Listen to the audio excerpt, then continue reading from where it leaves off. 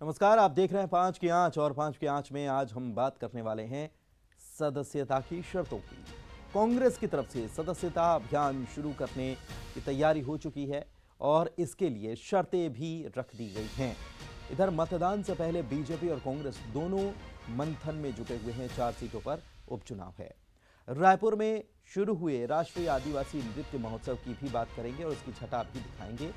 इसके अलावा कांग्रेस विधायक अजब सिंह के गजब कारनामे भी आपको बताएंगे। बलरामपुर में हाथियों की दहशत के बारे में भी होगी 5 की आंच में चर्चा।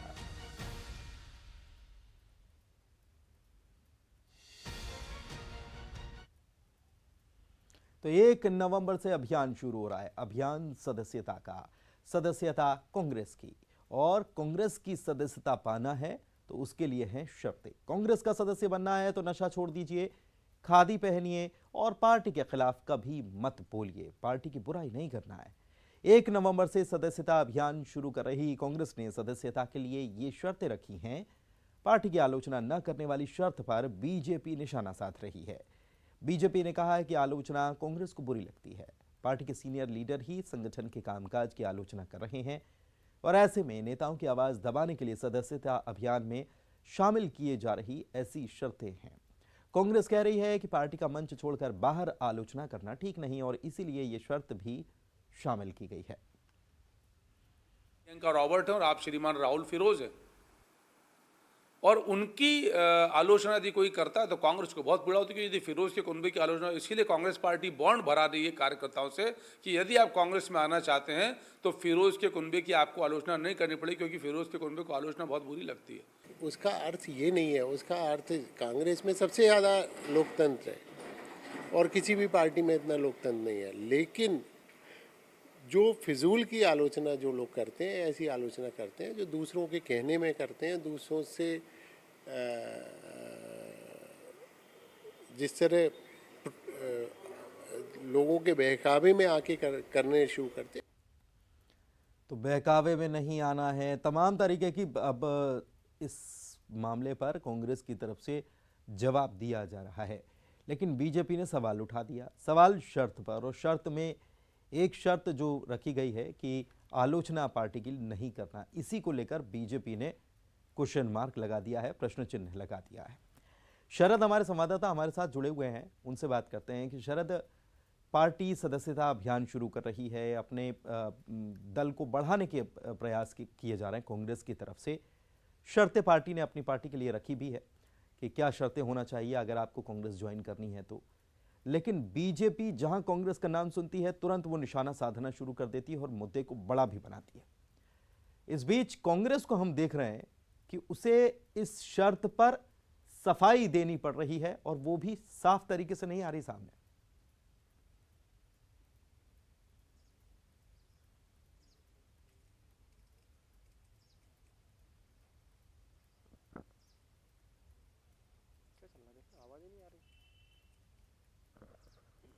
शरद, आप सुन पा रहे हैं?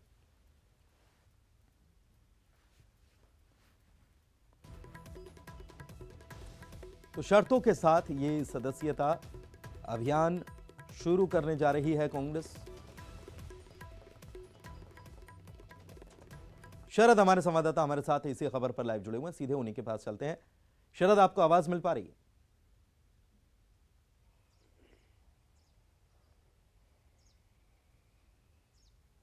जी, तो ये कांग्रेस ने जो शर्तें रखी हैं, जी अपना सवाल दोहराइए। कांग्रेस ने शरद जो शर्तें रखी हैं, बीजेपी मौका छोड़ती नहीं। कांग्रेस का नाम आते ही निशाना साधने पर उसने वही किया। लेकिन कांग्रेस को अपनी ही पार्टी की शर्तों पर अब सफाई देनी पड़ रही है।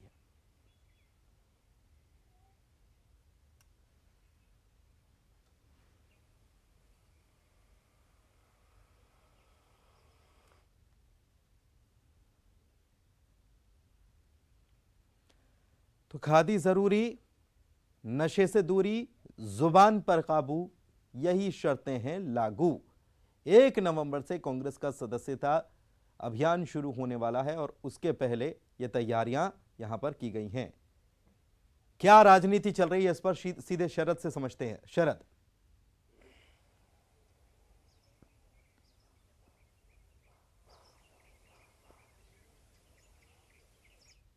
विपक्ष का जो सदस्यता अभियान है वो शुरू होगा और उसके जो नियम और शर्तें हैं उनको लेकर बातें सामने आई हैं। तो विपक्ष कांग्रेस के विपक्ष में यानी कि सत्ता पक्ष मौजूदा बीजेपी को बोलने का मौका मिल गया है। बीजेपी के जो प्रदेश अध्यक्ष हैं विष्णु दत्त शर्मा, उन्होंने कुछ देर पहले ही हमसे बातचीत की और ये सवाल भी हमने उनसे पूछा तो इस पर एक तरीके से उन्होंने तंज कसते हुए कहा कि जो नशे को लेकर जो बात की जा रही है उसमें इसके मायने क्या हैं। अगर ये शर्त लगाई जा रही है तो इसके मायने क्या ये हैं कि जो पहले के लोग हैं कांग्रेस पार्टी में वो क्या इस तरीके की हरकतें करते हैं या इस तरीके के कामों में शामिल रहते हैं। तो एक तरीके का विपक्ष को बोलने का मौका मिल गया है कांग्रेस के विपक्ष में जो है यानी कि बीजेपी को। और ये बात भी कही जा रही है कि एक शर्त ये भी है कि जो आलोचना है वो सार्वजनिक तरीके से नहीं की जाएगी। तो इस पर भी एक तंज ये है कसा गया है कि दरअसल अभी भी कांग्रेस पार्टी में एक परिवार की भक्ति को लेकर जो नियम है वो नए नए बनाए जा रहे हैं कि आलोचना नहीं कर सकते, ये बातें हैं। लेकिन ये एक तरीके के सवाल हो सकते हैं। लेकिन कोई भी पार्टी अगर अपने सदस्यता अभियान के लिए अपने साथ जुड़ने वाले लोगों के लिए किसी तरीके का कोई नियम बनाती है तो उसमें अनुशासनात्मक तरीके से अगर कोई नियम बनाती है तो कोई भी पार्टी हो उसको बनाने का पूरा अधिकार होता है और होना भी चाहिए, क्योंकि अनुशासन के बिना कोई पार्टी किसी तरीके से नहीं चल सकती। बीजेपी ने भी आज ही अपने एक पूर्व कार्य समिति के जो सदस्य हैं पृथ्वीपुर में कांग्रेस के जो प्रत्याशी हैं उनके समर्थन में प्रचार कर रहे थे अवधेश प्रताप राठौर, उनको पार्टी से निष्कासित कर दिया है। तो उसके लिए भी कोई ना कोई एक नियम बनाया गया है पार्टी में जिसके तहत ये कार्रवाई की जाती है। तो कोई भी पार्टी हो अगर वो अपने सदस्यता अभियान के लिए या अपने इंटरनल काम के लिए कोई अनुशासनात्मक तरीके से नियम बनाती है तो उसमें कोई बुरी बात नहीं है। लेकिन सवाल ये है कि आखिरकार क्या इतने भर बनाने से जो बातें इस वक्त कांग्रेस पार्टी के अंदर चल रही हैं कि पता ही नहीं चलता कब उनका कौन सा विधायक पाला बदल लेगा, एन वक्त पर बदल लेगा और उसके पीछे की फिर वजहें वो इतनी सारी सामने आ जाती हैं। तो ये सारी परिस्थितियां जो हैं क्या वो इन नियमों से बदल जाएंगी या रुक जाएंगी कांग्रेस पार्टी के अंदर, ये देखने वाली बात होगी। लेकिन किसी पार्टी को अपने कामकाज के लिए कोई अनुशासन या नियम बनाने का पूरा अधिकार है, इसमें कोई दो राय नहीं है। शुक्रिया शरद, आगे भी आप हमारे साथ बने रहिए। अगली खबर की बात करते हैं। एमपी में उपचुनाव से पहले मतदान जो होना है उसके पहले पार्टियां अपना अपना मंथन कर रही हैं। भोपाल में बीजेपी की चुनाव प्रबंधन समिति की बैठक रखी गई थी। इस बैठक में सीएम शिवराज सिंह चौहान, प्रदेश अध्यक्ष वी.डी. शर्मा और भूपेंद्र सिंह शामिल हुए। कांग्रेस ने भी अपनी अपनी रणनीति बनाई है। प्रदेश में खंडवा लोकसभा सीट और 3 विधानसभा सीटों पर 30 अक्टूबर को मतदान होना है। चुनाव प्रचार का शोर कल शाम थम चुका है और अब डोर टू डोर जनसंपर्क हो रहा है और इसके साथ ही पार्टियां रणनीति बनाने में भी जुटी हुई हैं।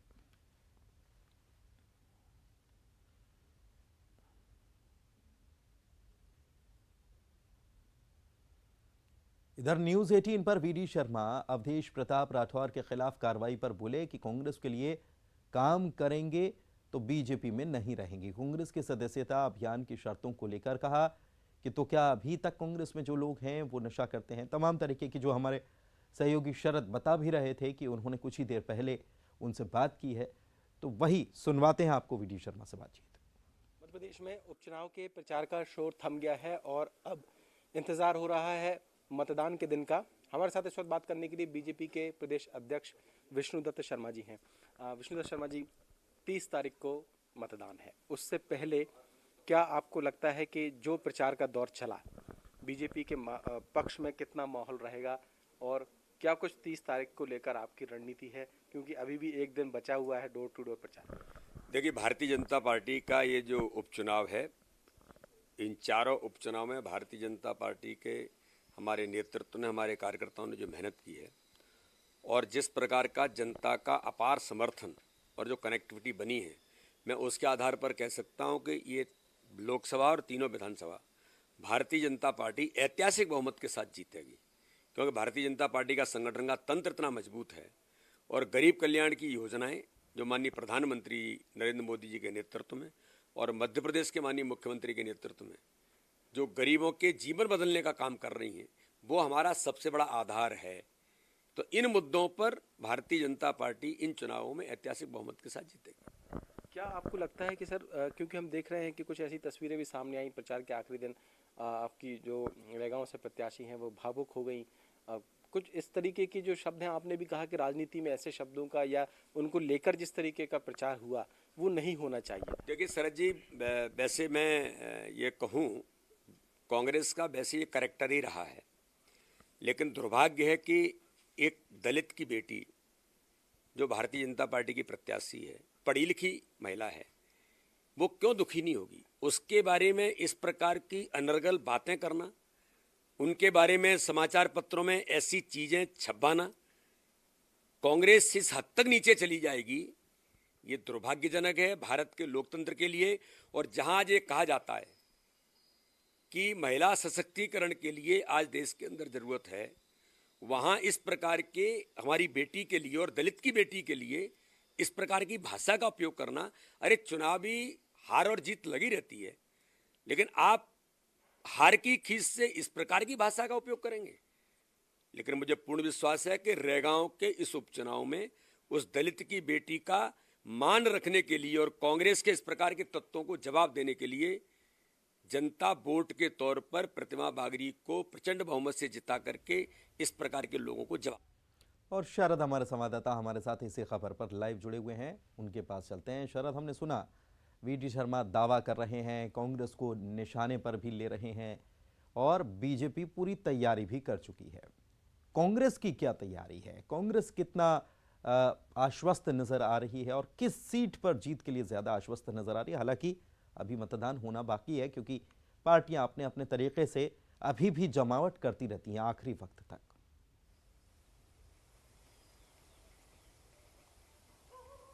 देखिए, ये तो स्वाभाविक सी बात है कि कोई भी पार्टी हो, अगर वो चुनाव मैदान में होती है तो उनके दावे अपने यही होते हैं कि उनके ही पक्ष में जो माहौल है वो रहेगा। अब ये तो 30 तारीख को जब जनता वोट करेगी उपचुनाव वाली सीटों पर, और फिर 2 तारीख को जब नतीजे आएंगे तब ही पता चलेगा। लेकिन उससे पहले ये बात ज़रूर है कि दोनों ही पार्टियां अपना पूरा जोर दिखा रही हैं। कल शाम 6 बजे प्रचार का शोर थम गया है, तो अब जो डोर टू डोर रणनीति है प्रचार की वो अपनाई जा रही है। दोनों ही पार्टियों के जो स्थानीय नेता हैं, क्योंकि जब प्रचार का शोर थम जाता है तो बाहरी नेताओं को उस परिधि में, विधानसभा क्षेत्र की परिधि में रहने की अनुमति नहीं होती है, लिहाजा वो सभी बाहर हो गए हैं। तो अब जो वहाँ के स्थानीय निवासी हैं और वो जो कार्यकर्ता हैं, नेता हैं जो चुनाव लड़ रहे हैं, सिर्फ वही वहाँ पर प्रचार कर सकते हैं। तो वो अब प्रचार की रणनीति दोनों तरफ से जारी है और डोर टू डोर प्रचार चल रहा है। कल का दिन और बचेगा, क्योंकि इस बार आचार संहिता, माफ कीजिएगा, कि ये जो कोविड की गाइडलाइन थी उस वजह से 2 दिन पहले प्रचार का शोर थमा है। 30 तारीख को मतदान होगा। और जैसा कि आपने सुना भी, बीजेपी के जो प्रदेश अध्यक्ष हैं विष्णुदत्त शर्मा जी। बहुत बहुत शुक्रिया, बहुत बहुत शुक्रिया। वक्त की कमी है शरद, वरना चर्चा को आगे बढ़ाते वक्त एक ब्रेक का हो चला है।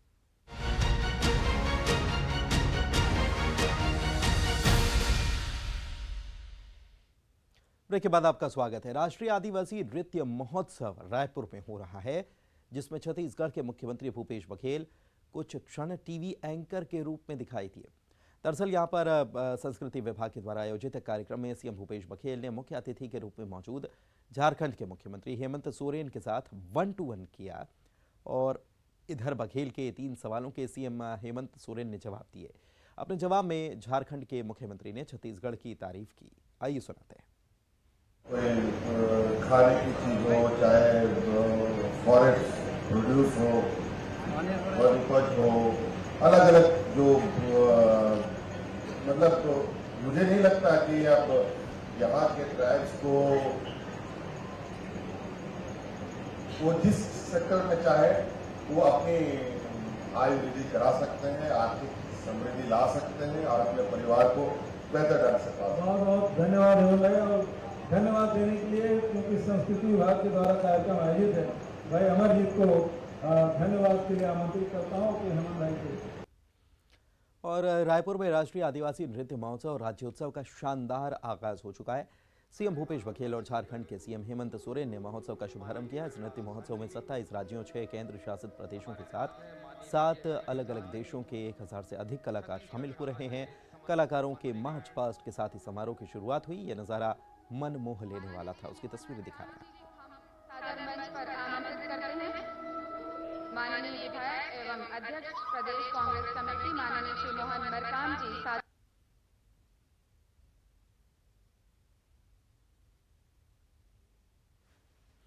और देवव्रत हमारे सहयोगी हमारे साथ रायपुर से लाइव जुड़े हुए हैं। सीधे उन्हीं के पास चलते हैं और जानते हैं कि उत्साह, उमंग और उत्सव का ये जो रंग है कितना चढ़ने वाला है और आज शाम को क्या कुछ होने वाला है। देवव्रत। जी बिल्कुल, उत्साह, उमंग और उल्लास का माहौल जरूर दिखाई दे रहा है जब न सिर्फ देश की जनजातियां बल्कि विदेशों से भी आदिवासी यहां पर पहुंचे हुए हैं और ट्राइबल फेस्ट के जो रंग है वो देखने को मिल रहे हैं। सीधे मैं मंच की तरफ अभी कैमरा पर्सन रोहित को कहूंगा कि वो दिखाएं तस्वीर की किस तरह के रंग इस वक्त छत्तीसगढ़ में दिखाई दे रहे हैं। और जो आप अभी फिलहाल मंच पर प्रस्तुति देख रहे हैं ये झारखंड की है और कहा जाता है कि कसार नृत्य इसे कहा जाता है, जो कि विवाह में ये गीत विशेष रूप से गाया जाता है, इस पर नृत्य किया जाता है और उसी की अभी प्रस्तुति चल रही है। इसी तरह से लगातार सभी जो राज्यों की प्रस्तुतियां हैं वो आने वाले 3 दिनों तक के दिखाई देगी। और सबसे अहम चीज़ ये भी कि देसी कलाकार जो देसी ट्राइबल्स हैं उनकी प्रस्तुति तो होगी, साथ ही साथ जो विदेश से आए हैं जिनमें युगांडा है, स्विट्जरलैंड है, इसके अलावा नाइजीरियन है, अफ्रीकन सिटीज़ हैं, अफ्रीकन कंट्रीज़ हैं, वहाँ के लोग यहाँ पर पहुँचे तो निश्चित तौर पे एक उत्साह भरा माहौल तो दिखाई देता ही है। और आज तो आगाज़ हुआ है और आप देख रहे हैं कि किस तरह की तस्वीरें यहाँ पर दिखाई दे रही हैं और खूबसूरत जो वेशभूषा के साथ, आभूषणों के साथ और रंग बिरंगी झिलमिलाती लाइटों के बीच में जो दिखाई दे रहे कलाकार आदिवासी नृत्य पर थिरकते हुए, वो यकीनन ये बताती है कि छत्तीसगढ़ जो झंडा है वो इन आदिवासी नृत्यों से और खुशगवार हो। बिल्कुल बिल्कुल बिल्कुल, ये जो तस्वीरें भी हम देख रहे हैं और उसके साथ संगीत और उसके साथ आपकी आवाज़ थोड़ी सी दब भी गई है देवव्रत, लेकिन हम देख पा रहे हैं कि क्या उत्साह, उमंग, उल्लास और का ये पर्व उत्सव जो है ये इसकी छटा अद्भुत देखने को मिल रही है रायपुर में। शुक्रिया आपका इस जानकारी के लिए। और 5 की आंच में इतना ही, दीजिए इजाजत।